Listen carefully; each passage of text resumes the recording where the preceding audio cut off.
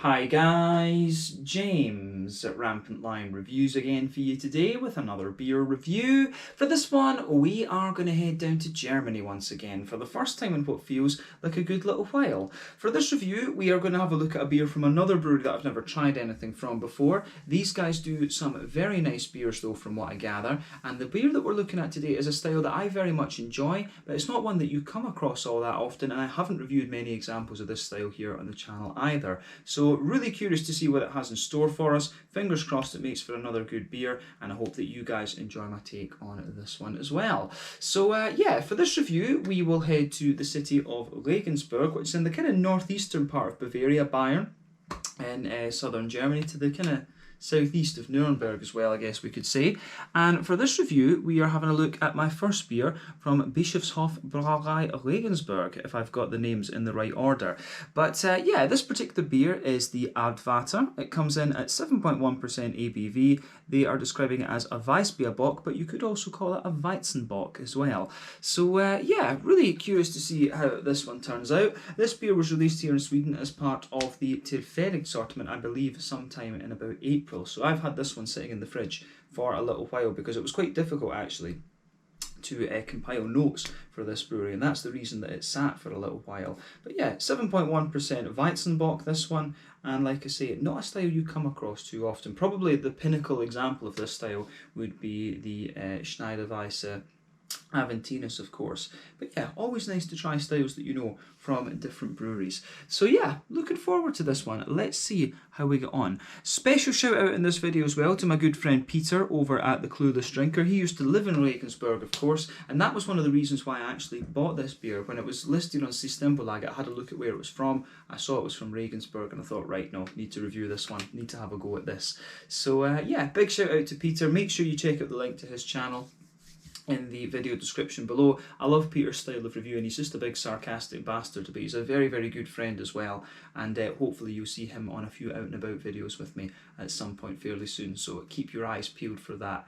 But yeah, let's crack on with this one then and see how we go. So, as always with my reviews then, I'll tell you a little bit about the brewery before we taste the beer. If you want to get straight to the tasting, just fast forward. All the usual links are in the video description below. That's the brewery website, the link to my other reviews that hopefully I can do in the future from Bischofshof Regensburg. This is the very first time I'm trying one of their beers, as I mentioned, but there's all the usual social media down there. If you want to see more reviews, do please consider subscribing to the channel. The whole channel, of course, has a geography-based tagging system, so you can go into the homepage and search for beer based on country, city, state, county, province, prefecture, whatever it is you happen to be interested in. Do check out the playlists of beers from different countries. There is one there for all the German beers that I've reviewed for you. That's being added to whenever I get the opportunity, not as often as I would like, as I often say. And as always, please do get in touch and let me know some of the other beers and breweries that you guys would like to see me review. It's always great to hear from you guys that are watching the videos, and the support that you show the channel is hugely appreciated. So anyway, on to my brewery notes then to tell you a little bit about Brauerei Bischofshof Regensburg. So, Bischofshof Regensburg are based in the city of Regensburg, to the kind of southeast, I guess you could say, of Nuremberg in the northeastern part of Bavaria, Bayern in southern Germany. But the name of this brewery, Brauerei Bischofshof Regensburg, literally translates into English as the Bishop's Court Brewery of Regensburg.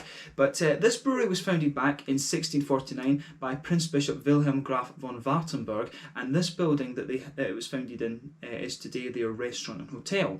But it's thought, however, that there had been an Episcopal brewery to supply the cathedral since the year 1230. So in other words, these guys have been brewing for somewhere in the region of 750 years.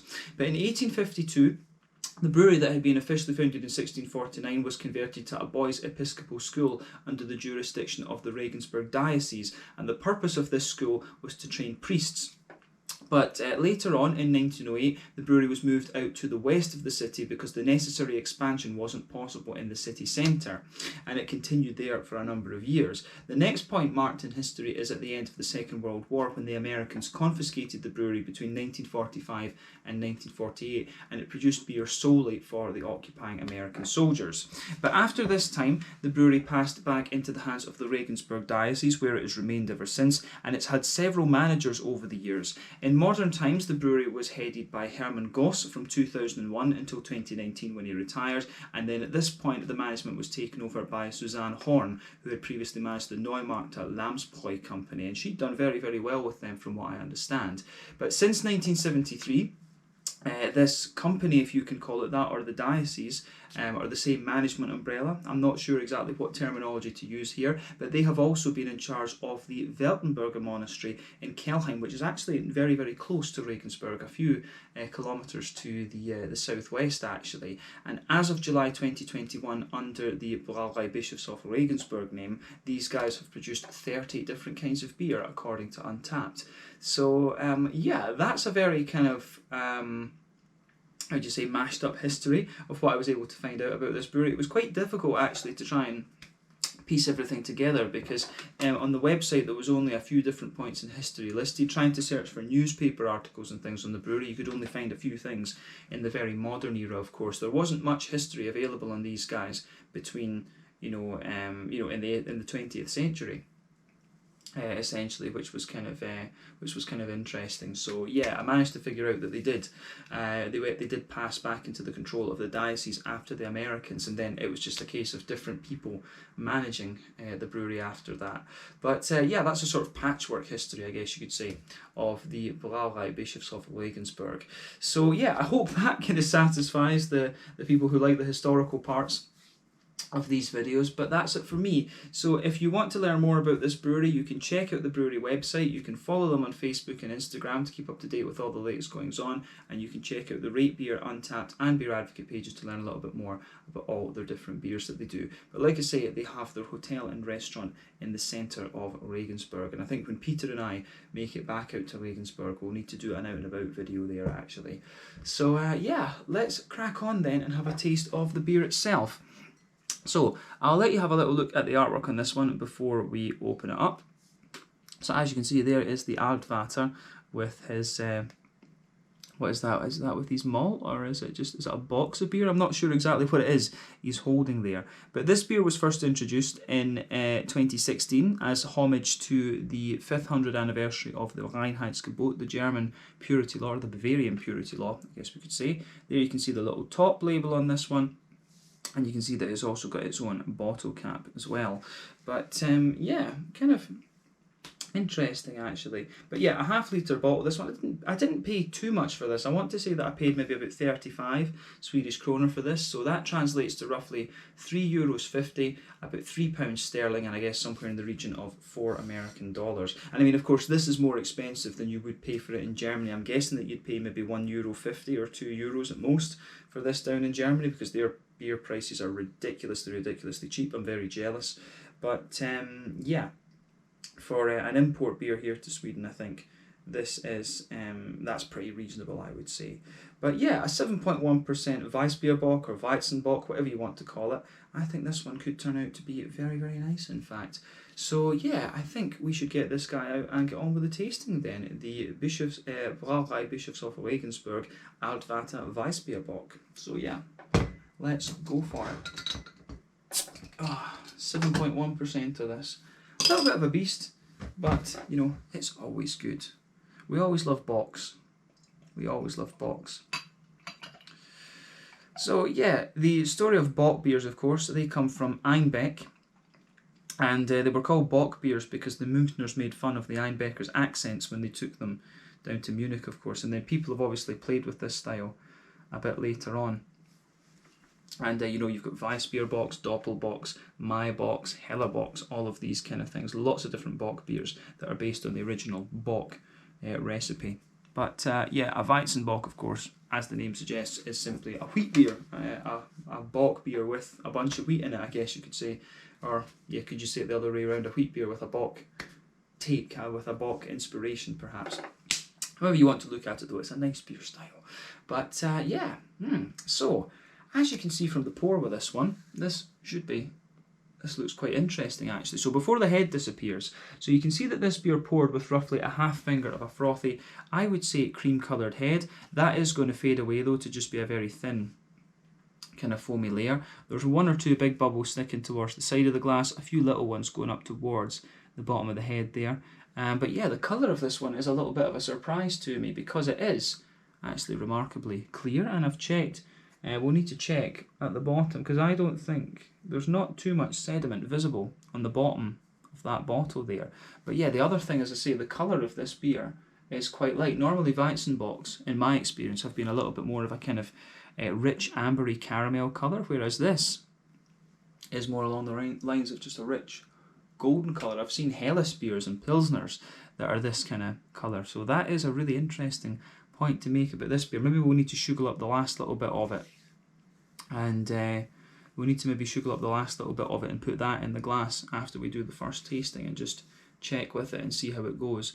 But yeah, lovely kind of rich golden straw yellow colour, I guess we could say, and that it is very nice and calm just now. So yeah, the appearance of this one, that is quite interesting. I would have expected a Weissbierbock to be a little bit darker than this, but yeah. So remember, the colour of your beer depends on 1, the type of malts that you use. This determines the magnitude of the colour, of course. 2, the length of your wort boil. The longer you boil the wort, the more the sugars caramelise, and thus you get a darker colour of beer. And then any barrel aging and adjuncts that you add on to the beer are going to affect the colour as well. But you know, when it comes to the Hefeweizen variants and Bock variants and stuff like that, those two factors are very rarely going to come into play. Those two tend to be more for the likes of sour beers and things like this. So yeah, when it comes to a Weizenbock, then your two main factors are your type of malts and the wort boil. I'm not sure exactly how long a wort boil a Weizenbock would undergo. Would it maybe be a standard kind of 90 minutes or something? Do let me know about that in the comment section below. It's not a style that I've ever tried to homebrew or heard of anyone really homebrewing that much that I could ask them. But yeah, remember the Hefeweizens always tend to be low bitterness beers as well. So a few interesting points that you can take away from brewing wheat beers, of course. But these are ales, we should point that out. These beers are ales, higher temperature fermentations, top fermenting yeasts. So the fermentation takes place between about 15 to 18 degrees Celsius. But yeah, as I say, a little bit surprised at how light this one is in terms of its colour, but otherwise nothing too surprising about that. So yeah, let's have a look at the aroma then and just see how we get on with this beer. Yeah, smells very, very nice actually.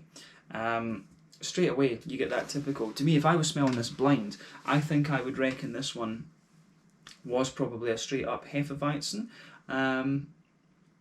Because you know the Weizenbocks that I've come across before, the brown sugar component has been considerably stronger than it is in this one, and it has been more of a straight up caramel, whereas the brown sugary notes that you'll get straight away out of this beer are more kind of biscuity. So that's definitely an observation to make about this one. The backbone of this beer comes across as overwhelmingly, you know, Hefeweizen like, if that makes sense. But yeah, the aroma out of this beer is absolutely lovely. So thumbs up to Brauerei Bischofshof Regensburg. They've pulled off a very nice aroma here. But yeah, let's break this down for you then. So the backbone of this beer unquestionably is a nice white bready character. So yeah, lovely big smooth white bready characters to this one. You can feel that and smell that in the backbone. There is a wee bit of a bread crusty quality there, but then of course you start to get this banana, clovey, bubblegummy type thing out of this beer.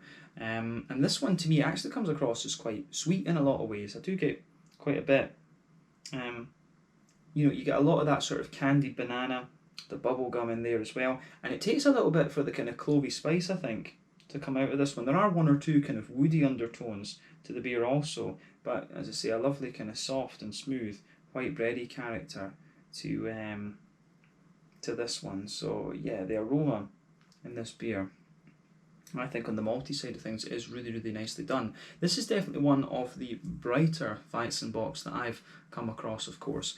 And the other thing you'll notice about this beer too is that it's you'll also notice that there's a lovely kind of biscuity quality to it as well. So I really like how this beer goes about its business in that sense. So you've got a lovely kind of sweet McVitie's digestive biscuity sort of thing to this one.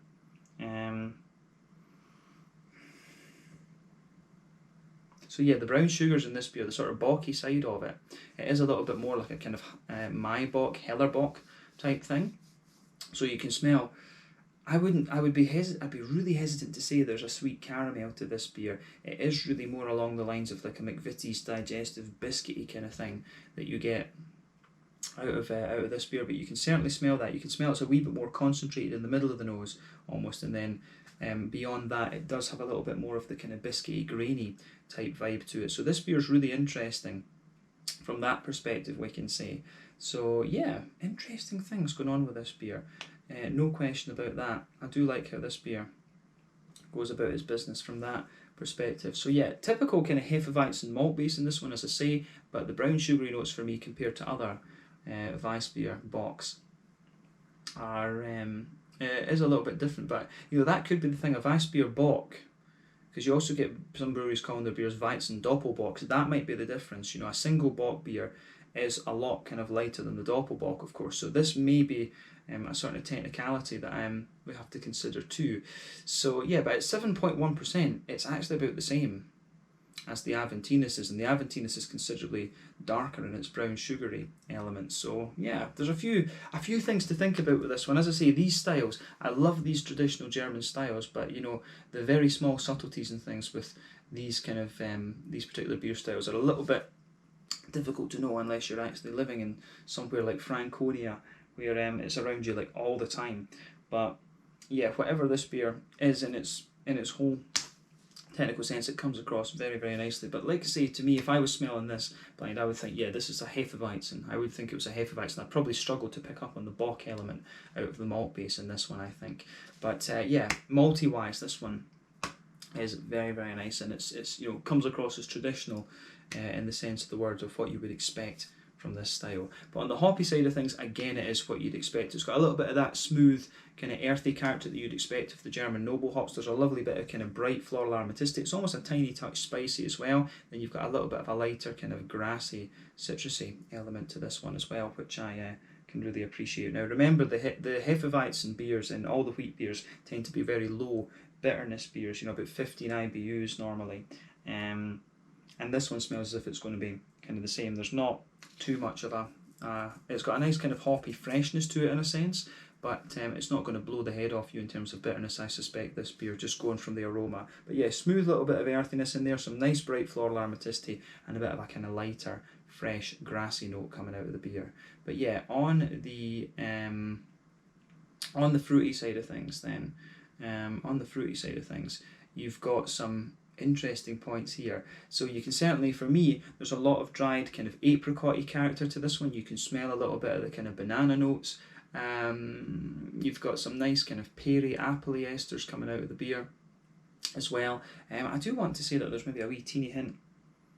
There's almost like a wee teeny hint of like a very slightly figgy character or something. I do get little tiny touches of red fruit out of this beer on the aroma, but for me, yeah, a lot of banana with this one, a kind of candied banana, as we said, a nice kind of apricot-y character, and also a wee bit of a, as we say, a little bit of a kind of peary, apple-y sort of thing. So yeah, the aroma that comes out of this one is very, very nice in a sense. So yeah, I really like how this beer goes about its business from that perspective. So big thumbs up to Brauerei Bischofshof Regensburg for the aroma. It does come across very, very nicely. As we say, the thing surprising for me with this beer is the sort of the lighter bocky element to it, the McVitie's digestive biscuits and things like that.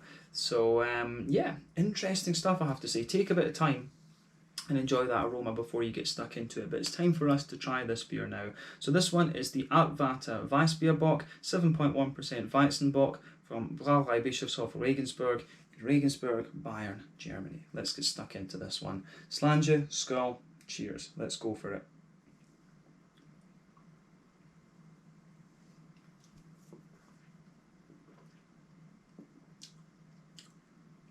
Ooh, that's really nice actually. Very, very smooth.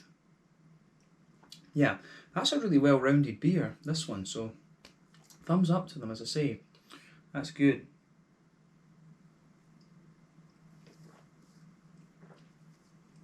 I'm not sure whether Peter has tried this particular beer. He did say to me that he'd had a few from Brauerei, from Bischofshof Regensburg, but I'm not I don't know if I can't remember if he said to me which ones they were, but he did say that these guys do some really nice, solid traditional beers, and you tell you something, he wasn't wrong.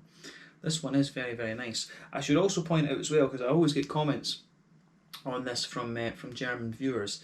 This obviously is not the correct glass for a Weizen, of course. Normally you would have a Weizen in quite a tall skin glass with an open top, and this helps the aroma and things come out. But as I always say, I like the tulip glass because it's the best all-rounder for lots of different styles. You can drink pretty much anything out of these. And it's one, for me, from the scientific side of things, it's one less variable as well. If you're using the same glass for the most of the time, which I tend to do unless I get the tankard out for some of the half-litre lagers. It's one less variable that you have to think about because you're taking your beer in the same way all the time. But yeah, the flavour of this one I think is very, very nice.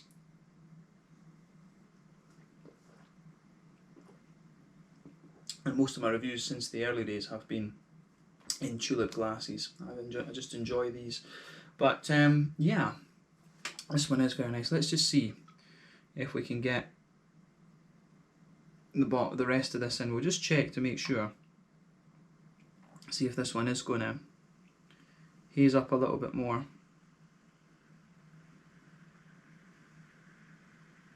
Yeah, the thing is, yeah, there's a wee bit of sediment on the bottom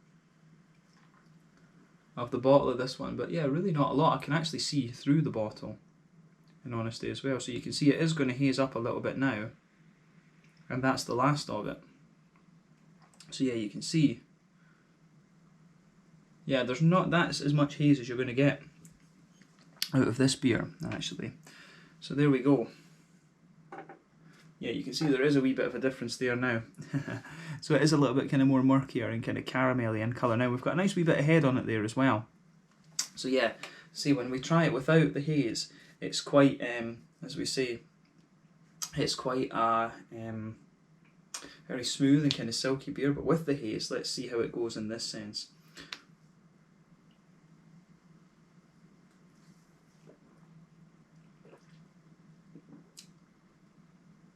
Oh yeah, still quite smooth and things, but yeah, you can certainly feel a wee bit more kind of breadiness and things to it for sure. So yeah, I think this is how it's meant to be drunk, of course.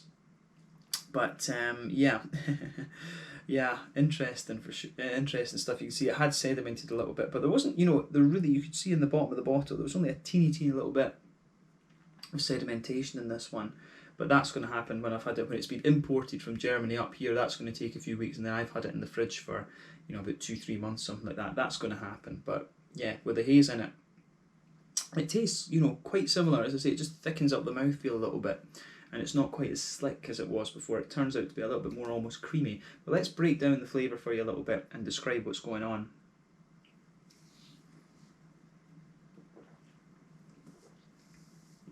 So, straight away with this beer, you can feel that nice smooth backbone to this one. The white bread, the yeasty characters are all kind of coming together. So the backbone of the beer, as we say, it's a lovely, soft, smooth, white bready character there. That's in the middle third of your tongue and the back third of your tongue. If you go to either end of that middle third of your palate, you can feel there is a wee bit of a kind of bread crusty element there. But yeah, soft white bread. On top of that, of course, you get the more kind of wheaty layer.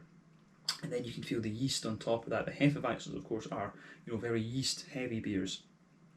But in that sort of yeasty layer that's sitting there, that's where you get, the kind of clovey spice out of the beer. You get that sort of candied banana, and I think it goes together.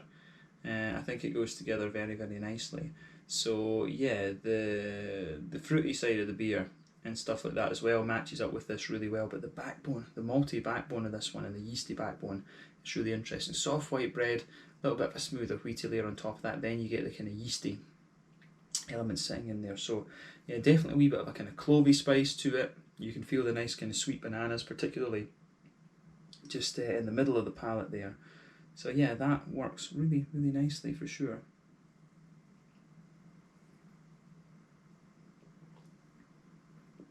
But yeah, it is a very kind of bready leaning and sort of biscuity Weizenbock. This one, I really, really like how this this goes about its business for sure. But yeah, on top of the that kind of yeasty layer that I was talking about with the bananas, is, like I say, it's quite candied and banana-like in the middle of the palate. And as you move a wee bit further out from that, that layer is a little bit more kind of clovey and spicy, but the cloves are actually quite smooth in this beer, if that makes sense. So yeah, on top of that layer though, in the middle of your palate, you've got a nice kind of circle there. Then in the very dead centre of the palate, it's certainly got a wee bit more of a kind of concentrated brown sugary element to it. Then as you move out towards the edge of that, it's a little bit more kind of biscuity. It's definitely a little bit more kind of biscuity and McVitie's digestive like. So yeah, I do like how that goes together in this one. So yeah, it's really interesting how that pieces together in this beer. As I say, the bocky element to this one certainly more biscuity, wee bit oily, and just more McVitie's digestive biscuity like as you push out towards the edges of the palate there.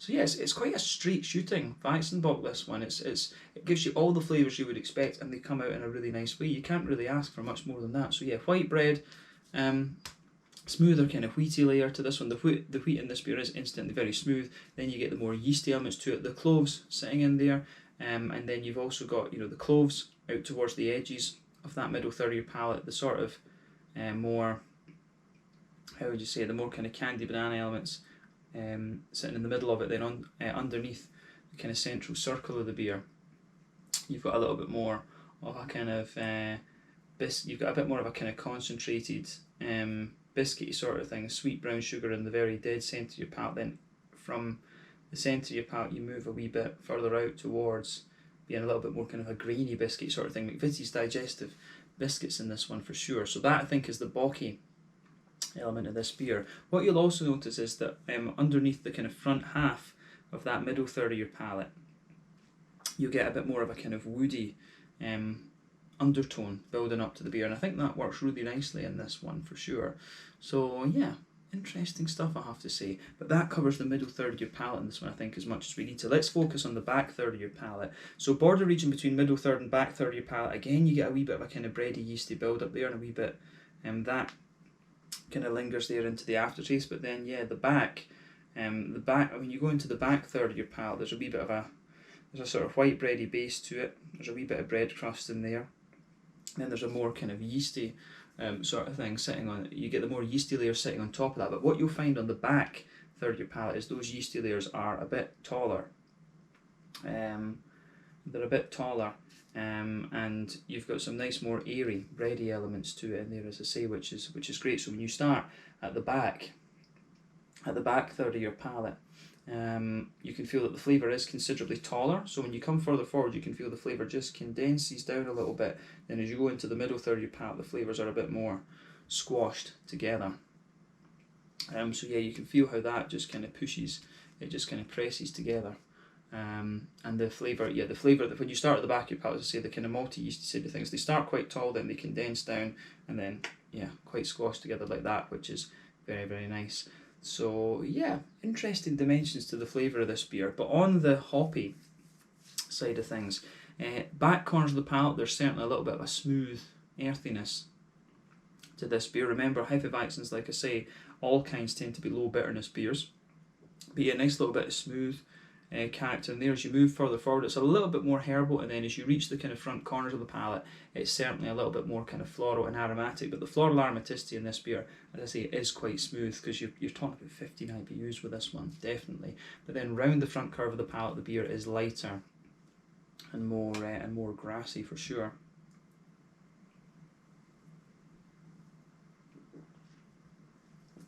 But yeah, fruity side of this beer. The fruity side of this beer is very, very nice. So that really, the fruitiness in this beer kind of blends in together very well with everything else. But yeah, the hoppy side of it is nice and smooth as well, and that suits the whole vibe of the beer. But border region between front third and middle third of your palate, again you get a little bit of a bready build up there, a wee touch of bread crust, but the base of that front third of your palate, again you do get a bit of the kind of candied banana and that lovely smooth kind of yeasty white bready sort of thing underneath. On top of that, of course, you get that nice oily bubble where the juicy fruity esters roll their way out of the beer. So towards the back of that front third of your palate, you get you get a sort of, you get a bit of the candied banana in there. Of course, you get the dried apricots, absolutely, and those linger there into the aftertaste. But on top of that, you get a wee bit of a kind of, you do get a little bit of a kind of sultana type quality to this as well. So the dried white green grapes. Then as you move further forward into the front half of that front third of your tongue, it's certainly a little bit more. It's certainly a wee bit more kind of oily and peary like. So yeah, you get a lovely kind of oily peary type thing out of this one. So there's, as we say, yeah, it's I think that's fair to say. Yeah, there's a lovely kind of oily peary type thing in there. So you get a wee touch just behind the very front tip of the tongue. You get a bit more of a kind of slightly spicy apple or whatever, but behind that it is more of a kind of oily peary note, and then you've got all that kind of lovely smooth sultana type quality sitting underneath it. So I really like how this goes together. But yeah, it does work out really nicely. So flavour of this beer is a very smooth Weizenbock, this one, and as I say, the bock element of it is a lot more kind of biscuity and things. If I was tasting this beer, I honestly think I would struggle to pick out the bock element, but like I say, I'm not an expert in these Hefe type beers, so yeah, that's always worth bearing in mind. And of course, Hefe, the thing is, I'm saying this one's very smooth, but Hefe literally means yeast. So yeah, it's basically a Hefeweizen is a yeasty wheat beer, if you like. So yeah, it makes sense that these beers are very kind of smooth and almost creamy to a degree. So yeah, to me this beer gets a thumbs up. A few things to wrap your head around in this, but I think it's a very solid traditional German beer, and I enjoy my traditional German ones, as Peter does, that I've mentioned in this video. But I think that summarises the flavour of this one quite nicely. So let's round off the review with the mouthfeel then.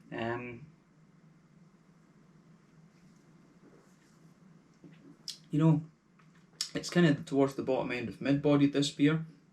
Carbonation is very smooth. It feels very clean, of course. Got that German Brauhaus smoothness, as I call it. And I think that suits the beer down to a T. And like we've said, the malty, yeasty backbone to this one is lovely and smooth. It does develop a wee bit of sweetness, and the slightly kind of spicy kind of characters that you expect of this style are nice, and everything just fits together very well. On the malt base, you've got the cloviness, you've got the sweet banana, you've got the bready notes, and the kind of biscuity, sweet, bocky qualities to the beer. All of that kind of fits together really nicely. The IBUs, I think, 10 to 15, which is typical for any sort of Hefeweizen beer. And the fruity side of the beer, it's got a lovely dried fruity character to it, which I think is very nice. So this beer gets a massive thumbs up from me. I really like how this one goes about its business for sure. So I think we can round off the review at that. Then a little bit of a longer review this one, because I always get excited when I try traditional German beers, but this one has certainly been very interesting. So yeah, let's round it off there. So yeah, this one was the Altvater Weizenbock.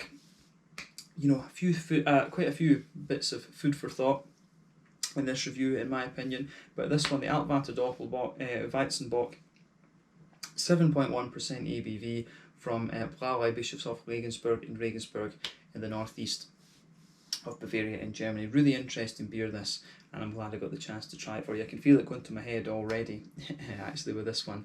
But yeah, that was the thing. I've always found, Hefeweizens and stuff to be quite heavy. I used to drink these quite a lot before I actually went to live in Germany. Then I discovered the Helles, and these beers became a bit more of a treat after that, whereas before I could session these, but yeah, any type of wheat beer to me is now a treat beer, a tasting beer, rather than a session beer, if you like. Although I don't session beers that much these days, to be honest. But yeah, this one was really nice, and I'm glad we could introduce another German brewery here on the channel. But yeah, thank you again for watching my reviews. Until the next time, please like, subscribe, share, all the usual YouTube stuff. Let me know your own thoughts on this one in the comments section below. Let me know what your favourite beers are from Brauerei Bischofshof Regensburg as well, and do give me some other Weizenbock recommendations in the comments section below as well.